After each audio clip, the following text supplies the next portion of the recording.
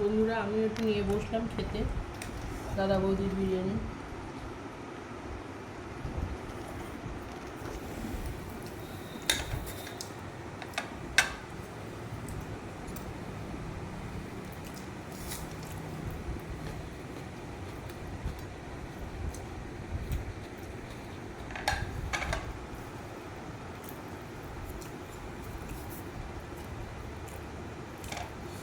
সত্যি কথা বলতে টেস্ট যেমন বিরিয়ানির টেস্ট সেরকমই, বিরিয়ানি আকাশ পাতাল টেস্টের কোনো পরিবর্তন আমি দেখছি না।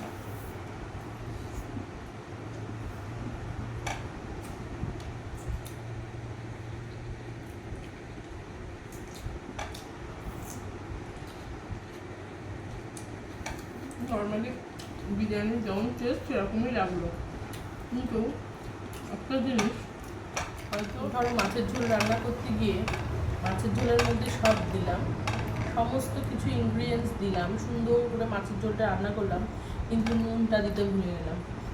বিরিয়ানির ক্ষেত্রে কিন্তু আলুর ফ্যাক্টরটা এরকম, আলুটা না থাকলে কিন্তু বিরিয়ানির টেস্ট পাওয়া যায় না। আজকে দাদা বৌদি বিরিয়ানিটা নিয়ে এসছে, এর মধ্যে একটু আলু দেয়নি, সুতরাং আলুটা মুখে দিয়ে খেলে যে বিরিয়ানির একটা টেস্ট লাগে। অ্যাকচুয়ালি এই খাবারগুলো এমনই খাবার, খুব তৃপ্তিদায়ক খাবার তো। আলু তার মাংস এই টোটালটা যদি নিয়ে একটু মুখে দিই তো সত্যি ভালো লাগে।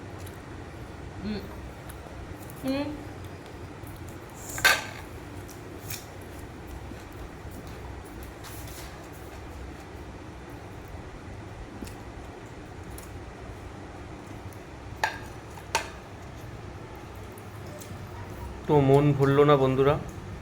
মন ভরলো না বলতে বিরিয়ানি দেখো আমার কাছে আমি অনেক বিরিয়ানি খেয়েছি এবং প্রচুর জায়গার বিরিয়ানি আমি খেয়ে খেয়ে বেরিয়েছি একটা সময়। দাদা বৌদির বিরিয়ানিও প্রচুরবার খেয়েছি। গোলবাজারে একবার চলো, হাবড়া গোলবাজারে যে আমেরিকান দাদা বলে একটা নতুন উঠেছে, তারপরে মধ্যমগ্রামে উজ্জ্বলদা বলে একজন উঠেছে নতুন। তবে দাদা বৌদির বিরিয়ানি তো ভীষণ ফেমাস। কাশির মাংস দিয়ে একটা যে সেন্ট হয় সেটা হবে। কোয়ালিটি মেনটেন, দেখো এই বেচা কেনা তো প্রচুর বেড়ে গেছে নিশ্চয়ই ওদের, নতুন রেস্টুরেন্ট ওপেন করার পর। থ্রি ফ্লোর রেস্টুরেন্ট, বুঝতে পারছো, 3টে ফ্লোর একসাথে চলছে, মানে কত কত কাস্টমার আসছে। আর আমরা যখন খেতে যেতাম তখন তো একটা সেই টিনের ছাবড়া দেওয়া সামনে, আর ভিতরে বসার জায়গা, কাঠের টুল পাতা। তখন টেস্টটা ছিল খুব বেশি।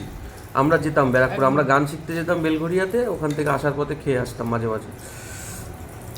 আর তখন প্রাইসটাও এত হাই ছিল না, 300 টাকা মনে হয় ছিল, বা 280 টাকা, হ্যাঁ ওরকম ছিল। তাই বলে 350 টাকা ছিল না তখন। আলুটা দেয়নি বলে একটা মুড খারাপ হয়ে গেল। চলো যেতে হবে একদিন, গিয়ে আমি তুমি মেয়ে খেয়ে আসবো, আর বাড়িতে একটা পার্সেলও নিয়ে আসবো, বাবা মাকে দেবো একটা।